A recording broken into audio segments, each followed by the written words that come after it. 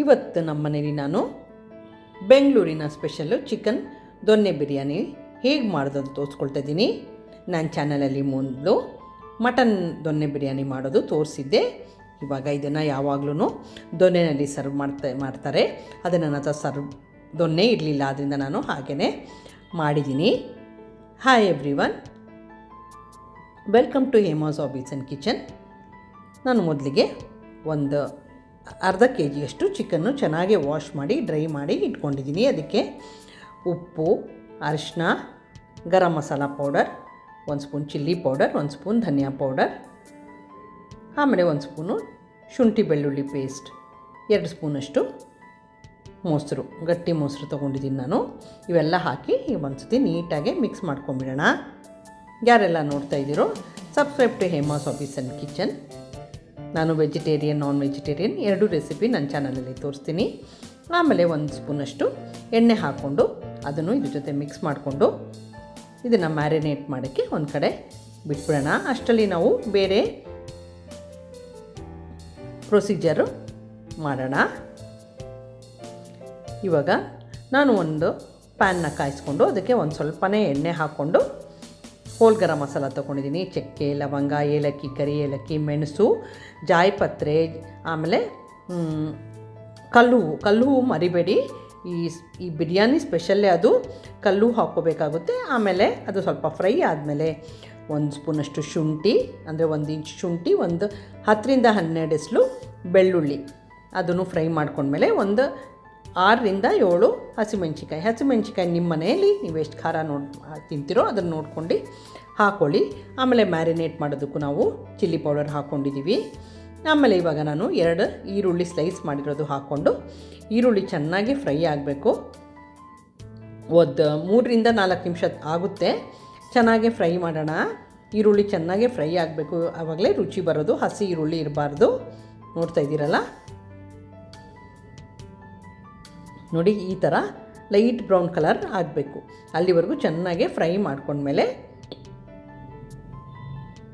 ಇದಕ್ಕೆ ನಾನು ಒಂದು ಹಿಡಿಯಷ್ಟು ಪುದೀನ ಮತ್ತು ಕೊತ್ತಂಬರಿ ಅದು ಹಾಕ್ಕೊಂಡು ಅದನ್ನು ಇದ್ರ ಜೊತೆನೇ ಫ್ರೈ ಮಾಡ್ಕೊತಾ ಇದ್ದೀನಿ.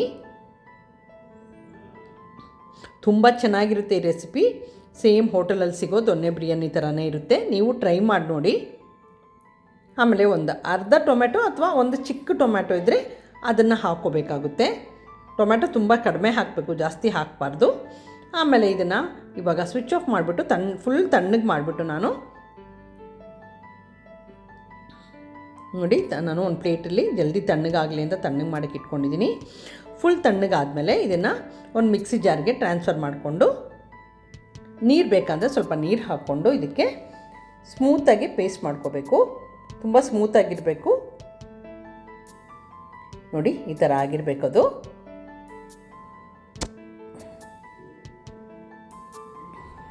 ಇವಾಗ ನಾನು ಕುಕ್ಕರಲ್ಲಿ ಮಾಡ್ತಾಯಿದ್ದೀನಿ ಇವತ್ತು ಬಿರಿಯಾನಿ. 2 ಸ್ಪೂನಷ್ಟು ತುಪ್ಪ, ಒಂದು ಸ್ವಲ್ಪ ಎಣ್ಣೆ, ಅದನ್ನು ಹಾಕ್ಕೊಂಡು ಇವಾಗ ಶಾಜೀರಾ, ಸೋಂಪು, ಚಕ್ಕೆ, ಲವಂಗ, ಆಮೇಲೆ ಸ್ಟಾರ್ ಅನೀಸು, ಆಮೇಲೆ ಒಂದು ಪಲಾವ್ ಎಲೆ ಅದನ್ನೆಲ್ಲ ಹಾಕ್ಕೊಂಡು ಈಗ ಮ್ಯಾರಿನೇಟ್ ಮಾಡಿ ಇಟ್ಕೊಂಡಿದ್ದೀವಲ್ಲ ಚಿಕನ್, ಅದನ್ನು ಇದಕ್ಕೆ ಹಾಕ್ಕೋಬೇಕಾಗುತ್ತೆ.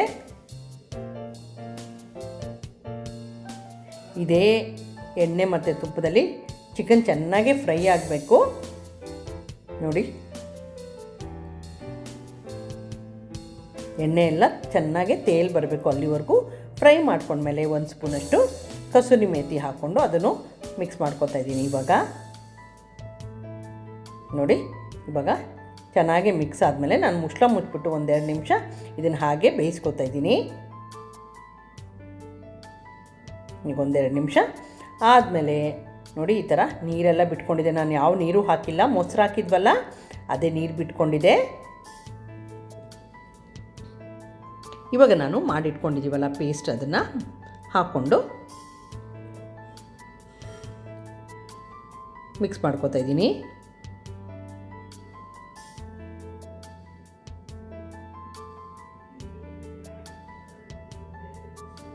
ಇದೆಲ್ಲ ಯೂನಿಫಾರ್ಮ್ ಆಗಿ ಮಿಕ್ಸ್ ಆದಮೇಲೆ 2 ಸ್ಪೂನಷ್ಟು ನಾನು ಉಪ್ಪು ಹಾಕ್ಕೊಳ್ತಾ ಇದ್ದೀನಿ. ಉಪ್ಪು ಹಾಕ್ಕೊಂಡು ಇವಾಗ ಮಿಕ್ಸ್ ಮಾಡ್ಕೊಂಬಿಡೋಣ ಒಂದು ಸತಿ.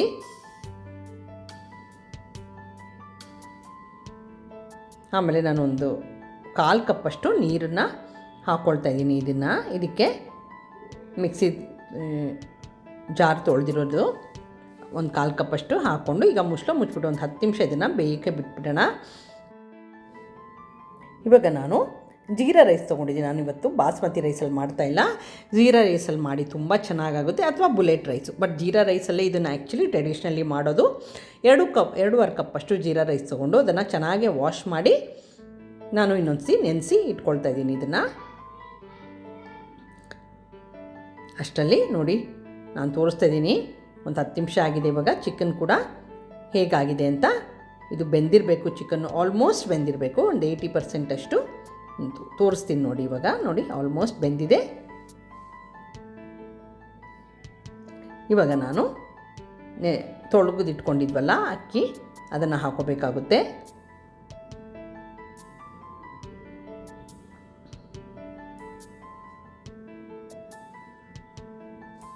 ಅದನ್ನು ಕ್ಲೀನಾಗಿ ಇವಾಗ ಮಿಕ್ಸ್ ಮಾಡ್ಕೊಂಬಿಡೋಣ. ಯಾರೆಲ್ಲ ನೋಡ್ತಾ ಇದ್ದೀರೋ ನಿಮ್ಮ ಮನೇಲಿ ಯಾವ ರೀತಿ ಮಾಡ್ತೀರಾ ನನಗೆ ಕಾಮೆಂಟ್ ಮಾಡಿ ಹೇಳಿ. ಈ ರೆಸಿಪಿನೂ ಒಂದ್ಸತಿ ಟ್ರೈ ಮಾಡಿ ನೋಡಿ, ತುಂಬ ಚೆನ್ನಾಗಾಗುತ್ತೆ. ಆಮೇಲೆ ಮುಚ್ಚಿಬಿಟ್ಟು ಒಂದು ಸ್ವಲ್ಪ ನೀರೆಲ್ಲ ಇದಾಗೋವರೆಗೂ, ಇಮ್ಮರು ಹೋಗೋವರೆಗೂ ಇದನ್ನು ಬೇಯಿಸ್ಕೋಬೇಕಾದ. ನೋಡಿ ನೀರೆಲ್ಲ ಈಗ ಕಡಿಮೆ ಆಗಿದೆ.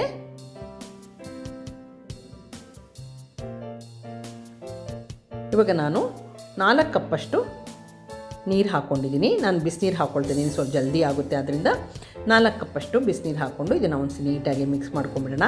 ಯಾಕಂದರೆ ಅಕ್ಕಿ ಮುದ್ದೆ ಒಂದು ಸ್ವಲ್ಪ ಬೆಂದೋಗಿದೆ ಅಲ್ವಾ, ಅದರಿಂದ 4 ಕಪ್ಪು ಹಾಕ್ಬಿಟ್ಟು ಇವಾಗ ನಾನು ಒಂದು 5 ನಿಮಿಷ ಇದನ್ನು ಈ ಥರನೇ ಬೇಯಿಸ್ಕೊಂಡಿದ್ದೀನಿ. ನೋಡಿ 5 ನಿಮಿಷ ಆದಮೇಲೆ ಇನ್ನೂ ನೀರಿದೆ, ಫುಲ್ ನೀರು ಕಡಿಮೆ ಆಗಿಲ್ಲ.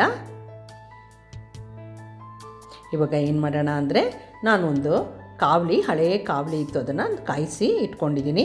ಅದ್ರ ಮೇಲೆ ಈಗ ಕುಕ್ಕರ್ ಇಟ್ಬಿಟ್ಟು ಮುಚ್ಚಿಬಿಟ್ಟು ಒಂದೇ ಒಂದು ವಿಷಿಲ್ಲು ಅಥವಾ ಒಂದು 10 ನಿಮಿಷ ಇದನ್ನು ಅದ್ರ ಮೇಲೆ ಕುಕ್ ಮಾಡ್ಕೋಬೇಕಾಗುತ್ತೆ.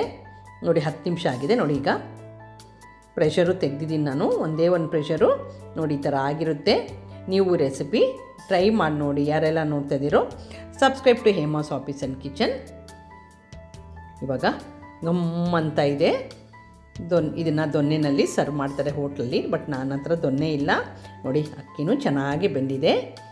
Subscribe to Hema's hobbies. Thank you for watching.